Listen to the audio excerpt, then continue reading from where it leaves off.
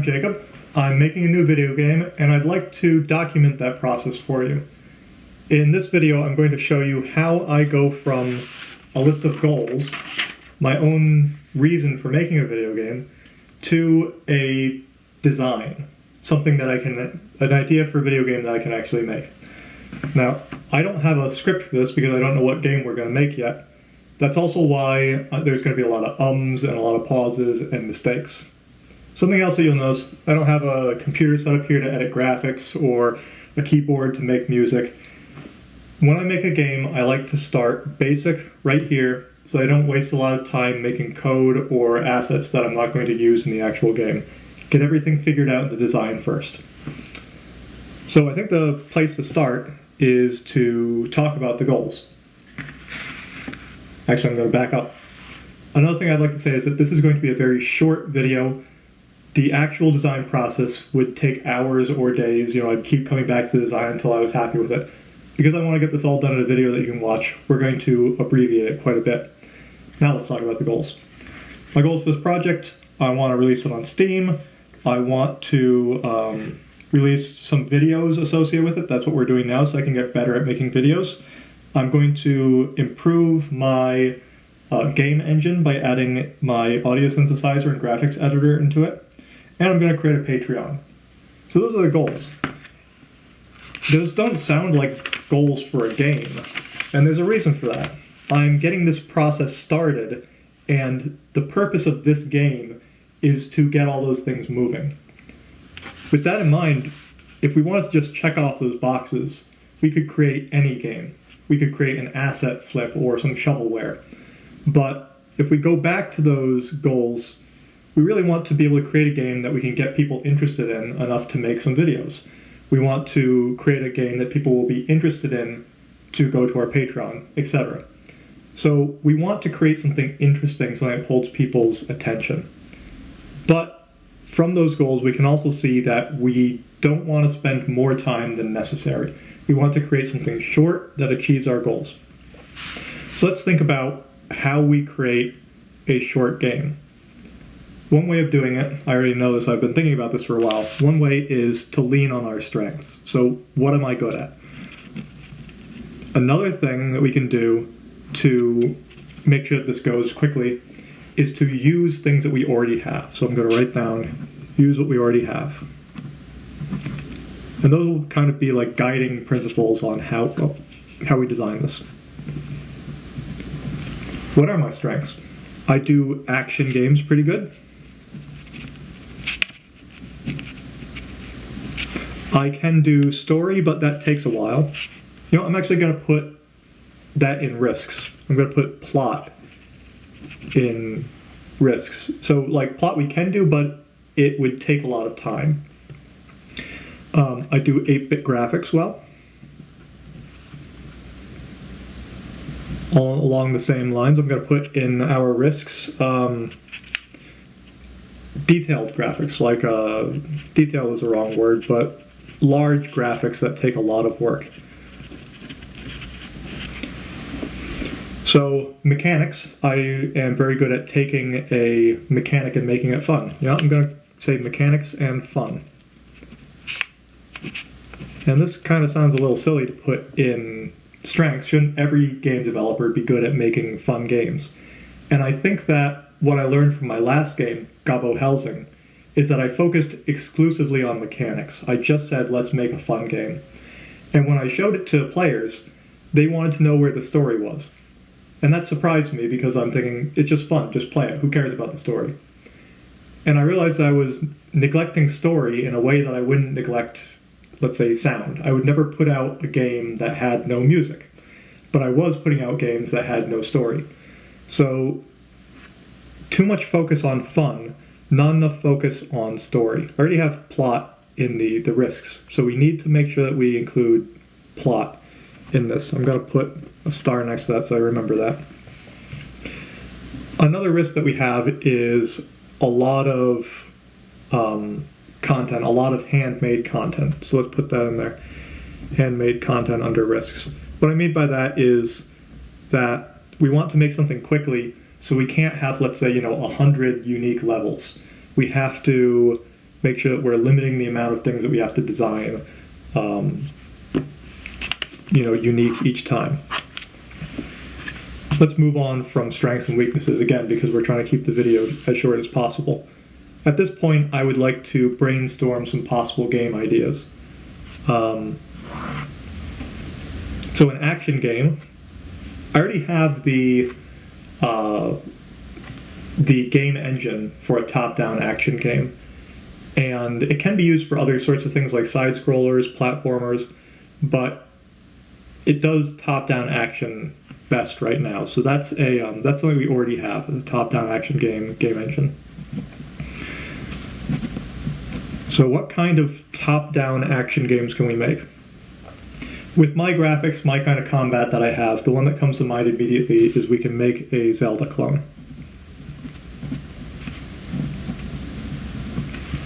We can make, what else? We can make a top-down shooter. That's like Gobbo-Helsing. That's what that game was. Another top-down game that we could make would be an RPG. We could make an action RPG if we make it action. Let's put that down. Action RPG. What do we have? We have game engines for top-down. We also have a game engine for roguelikes. So I could make an action roguelike. I actually like that idea. I would play an action roguelike. There's a lot of people making roguelikes in the last decade, I guess. I'm pretty old school when what I think of as a roguelike, so when I say that, I mean go back to like Moria, or one of those really old school roguelikes, and make it action instead, and that's what I'm talking about here. Let's stop there for game ideas. I want to, again, move things along quickly. We could consider things like a platformer, things that are side-scrolling, but we don't have a game engine that's really set up for that right now. And I think that there's a glut on the market of platformers, and you really need something unique to draw people to play a platformer. So the thing I do after brainstorming a couple of game ideas is, or of genres here, what the broad strokes of what we can make is to look at the kinds of games that we could make.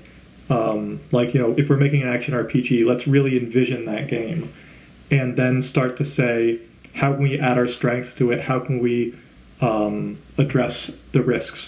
So let's start with the Zelda clone. The strength, it's really good action. I'm good with it. I can make it, no problem.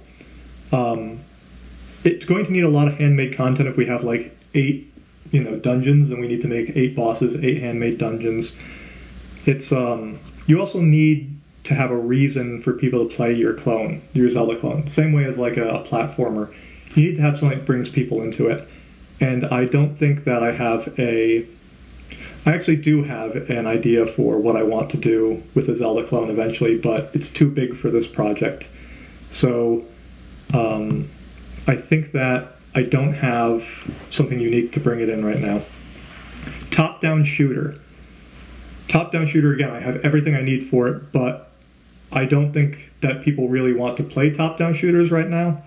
The plot, I don't think there's a lot of places to add plot to it, and we want to do that. So, and I just made one, so I'm going to cross out top-down shooter. The action RPG is a really good idea. I'm actually excited about that thought. The problem with that is, with an action RPG, with an RPG you want to give people a lot of content, like 60 hours of gameplay. So if we do that, it's going to be a lot of handmade content, and I don't think I'd be able to test it. I don't think I'd be able to run it through the test in the amount of time that I want to devote to this. I want to devote about a month and a half, so testing would take up too much time. I don't want to take it off the table yet, because I think that I could make something fun that would hold people's attention. It would be a good use of plot, but it has a lot of challenges. The action roguelike.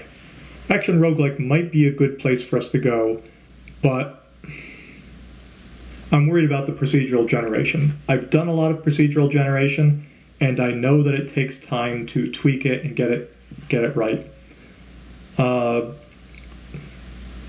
yeah, I don't think I'm going to do procedural generation, so I'm going to take that off. I think that we're left with the best idea is in the direction of a Zelda clone, but I don't want it to be this number of dungeons, here's an overworld, collect these items. I think the main thing is that I don't want it to be collect items that unlock areas. I don't want it to be that kind of game. But what I can bring from it is a single world that you move around in. I do a lot of drawing when I design a game, so I'm just going to like draw my thoughts here. I have this, and it's just a blob. I'm not really going to spend much time showing it to the camera, but I'm thinking through it. If I have regions on the map that the user has to go between, not really, I don't want it to be, like I said, blocked off by items. We can do it blocked off by bosses. So you can't reach an area until you defeat a boss.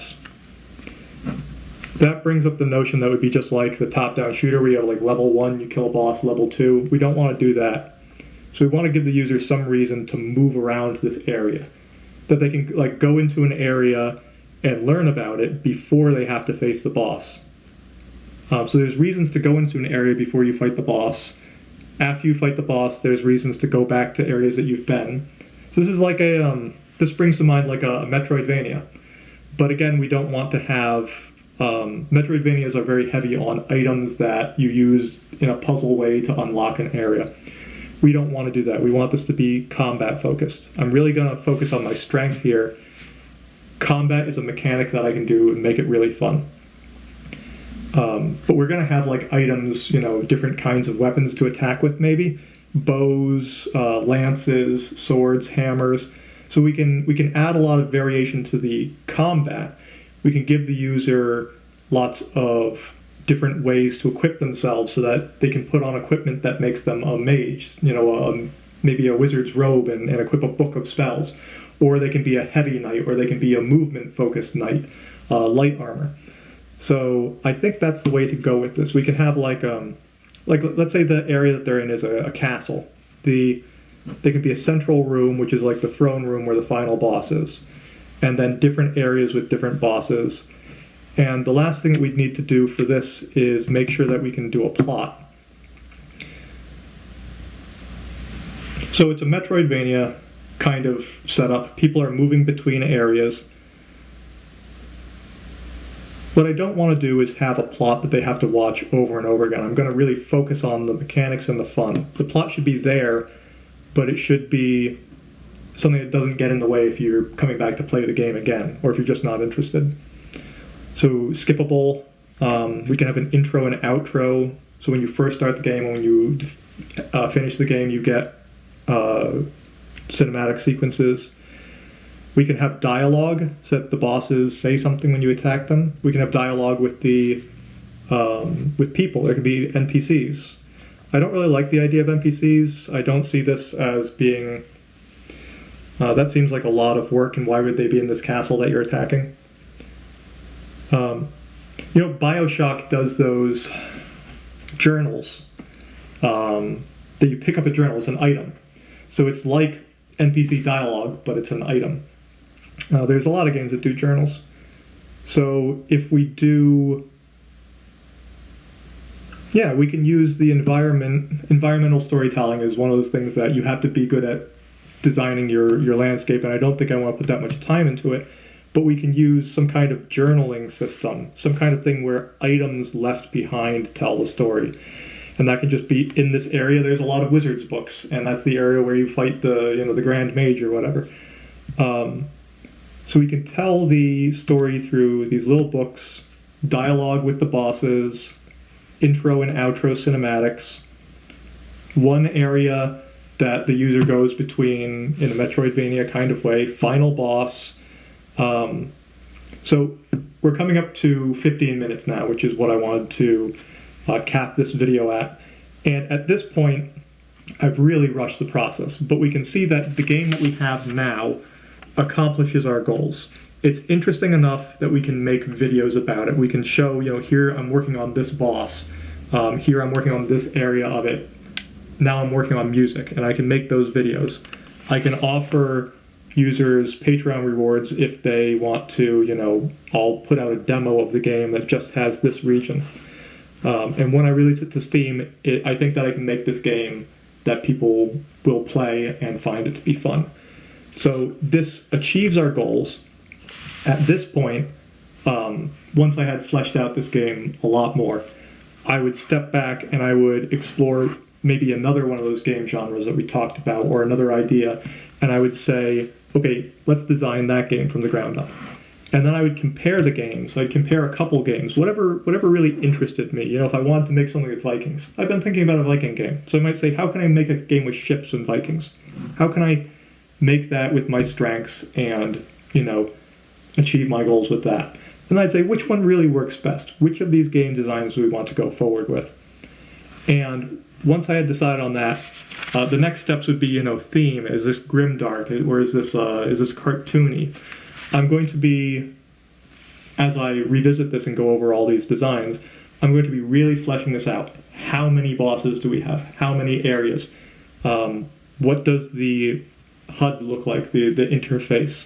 All of that is part of this design, but this video is, much too short to go into that in depth.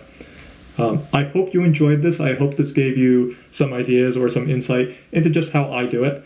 And if you want to see more, stick around, but don't be surprised if next time you see me, I'm talking about a completely different game. Because like I said, I'm now going to go back and engage with this for a couple more hours. So see you after that. Thanks.